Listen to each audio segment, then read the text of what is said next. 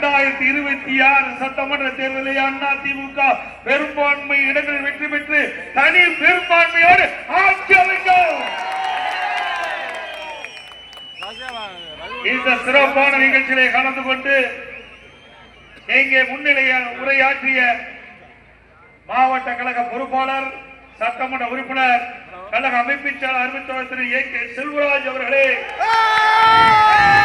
நிகழ்ச்சியிலே கலந்து கொண்டு சிறப்பித்துக் கொண்டிருக்கின்ற முன்னாள் அமைச்சர், கழக துணை பொதுச் செயலாளர் அண்ணன் கே.பி. முத்துசாமி அவர்களே, கழக தலைமை செயலாளர் முன்னாள் அமைச்சர் சகோதரர் திரு எஸ். வேலுமணி அவர்களே, கழக அமைப்பின் செயலாளர் திரு பி. தங்கமணி அவர்களே, மரியாதைக்கு முன்னாள் அமைச்சர் திரு கே. சி. கருப்பணன் அவர்களே,